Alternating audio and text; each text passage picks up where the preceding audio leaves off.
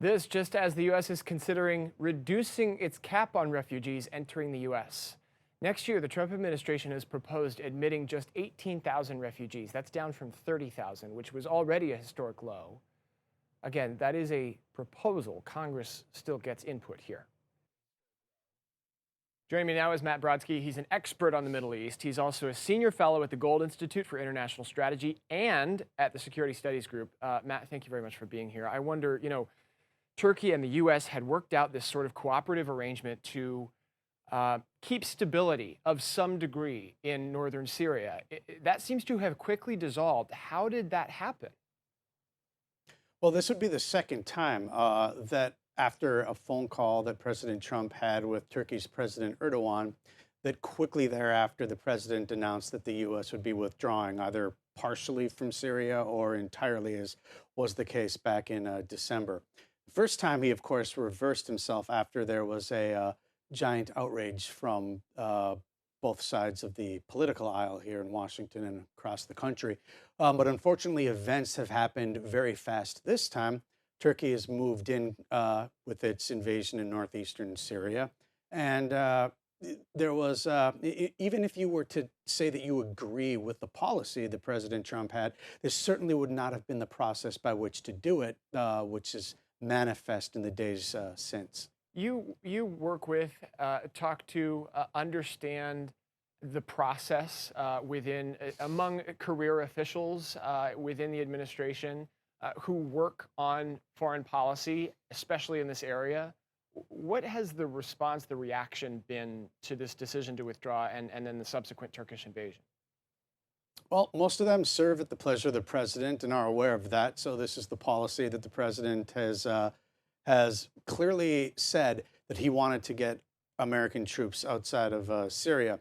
Now, the unfortunate aspect is that the president put together his own Syria team and put these people at the State Department as special envoys, and they had a team working to put in place a policy that would work given the very tight restrictions that the president had given them. They were actually able to achieve quite a lot with a very little amount of support and created a lot of leverage, which unfortunately the president has now kind of kneecapped them for the second time, them directly for the second time. But of course, in March of last year, he was already declaring at a rally in Ohio that American troops are going to be coming home very soon. So it's frustrating, I imagine, if you're them. What do you mean by created a lot of leverage?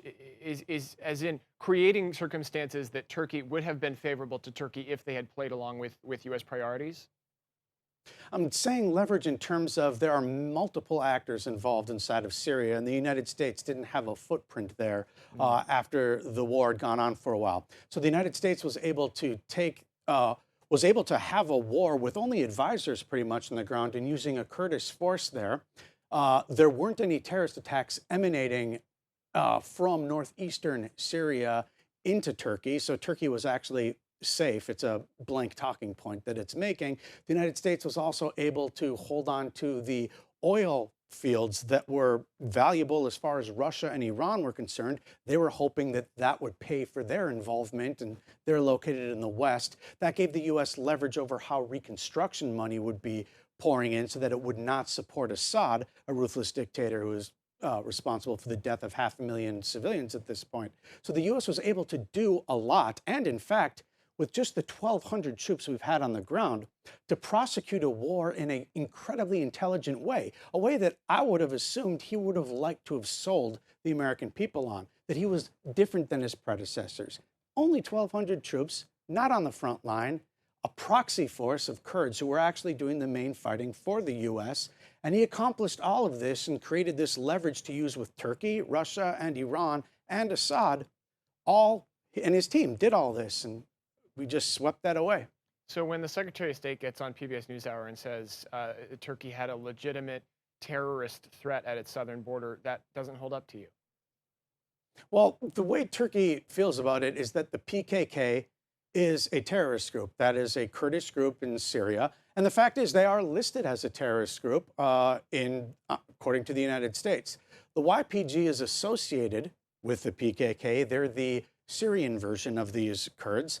And a lot of the Syrian Democratic Forces that the U.S. have been using were aligned with them. Now, that said, we had an agreement with Turkey as far as what the Kurds would be allowed to have and what they would be allowed to do. And the Kurds had been following that agreement.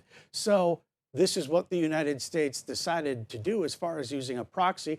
Turkey did not work with the United States dating back to the previous administration. So yes, the PKK is a terrorist group in Turkey, but the Kurds that we were working with in Syria were not. Gonna leave my conversation with Matt there for now. We'll pick it up again in our next half hour when we discuss the ways in which what's happening in Syria now could benefit the likes of Vladimir Putin. Meanwhile, NATO's Secretary General is calling on Turkey right now to show some restraint. That country on the offensive against Kurdish forces in northern Syria. The U.S. has backed away from the Kurds in northern Syria. Remember, the U.S. and Kurdish forces were fighting together in that region until earlier this week when President Trump pulled U.S. troops from that part of Syria. Turkish President Recep Tayyip Erdogan said today his military killed more than 100 terrorists so far. Remember, Turkey views the Kurds as terrorists.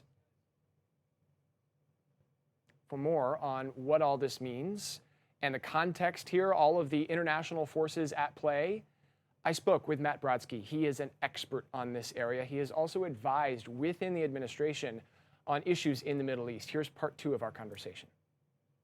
Is this an indication to some degree that threats from Congress, threats from the United States, even the president saying if Turkey does something I don't like, we'll go after them, obliterate their economy, he says, do those threats just not hold teeth anymore?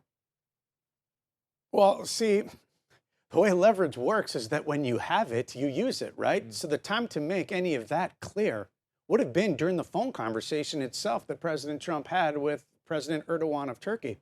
You could see from the actual readout that came from the White House, the press from the press secretary, right after the phone call, did not cover any of those points. It didn't say that the U.S. supported Turkey, but it certainly said do not do it or else. All of these types of statements that are coming out now have only come because of the prodding that has taken place from the State Department, from the NSC, or from the Defense Department. So these are all late in the coming. And even yesterday, when the president was taking questions in the Oval Office, he again passed on the opportunity to take a stand on what he would consider as too far. He basically said, we'll see what Turkey's actions are, and then, yes, he's prepared to act financially against him. But that's not taking a stand. That's playing hopscotch with what the line is that he wants to stand on. And that's, of course, something that is not readable by Erdogan. He will always be able to say, well, this is not what you and I had discussed previously. So he missed an opportunity. That's why I said, as far as the process is concerned, even if the U.S. was going to withdraw, there's a way to have done this.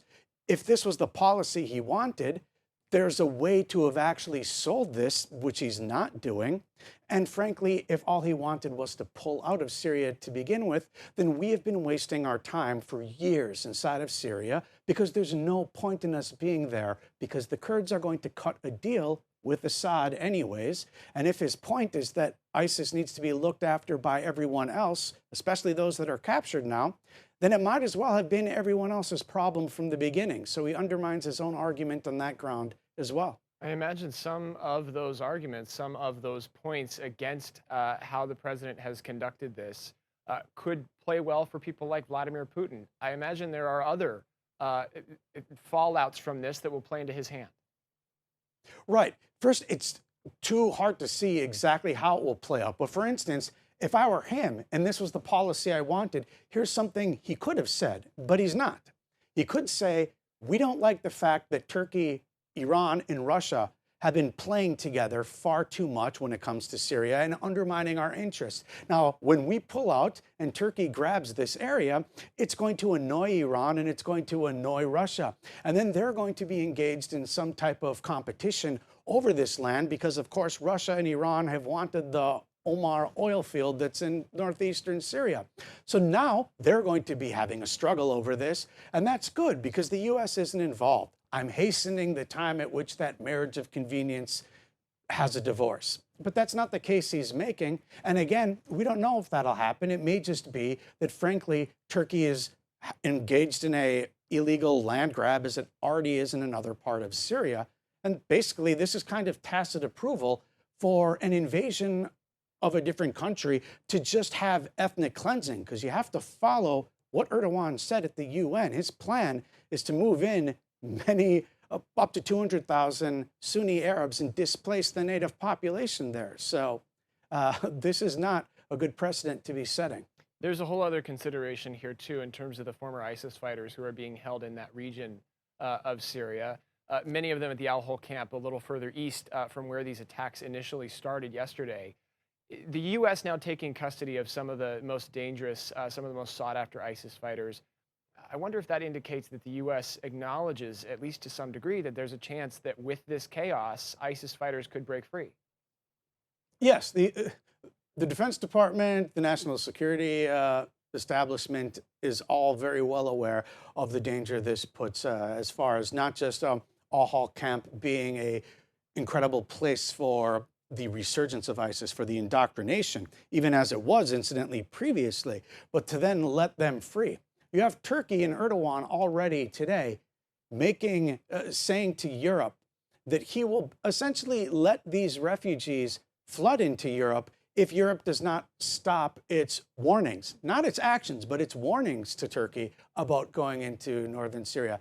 So there's always been the issue of an ISIS resurgence because they never were defeated inside of Syria. However, there's also the issue of Iran. Iran uses three main land corridors that it would like to use that run through Syria.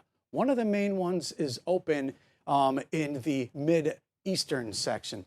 The northern route was always closed off because of our Kurdish allies there. They move men, equipment, and offensive missiles for which they target Israel. Israel has been striking in areas where Iran is setting up itself inside of Syria. This now puts Turkey on the ground where Iran could be shipping equipment. So Israel has to think to itself, is it going to be attacking Turkish soldiers? Turkey, and under Erdogan, is a staunch opponent of Israel and has made that case anti-Semitically as often as he gets a chance. A spark in a hotbed. Matt Brodsky, I really appreciate you taking some time to help us understand some of the implications of this. You have a wealth of knowledge, and having your mind on this is very valuable. So thank you. Appreciate it. Thank you.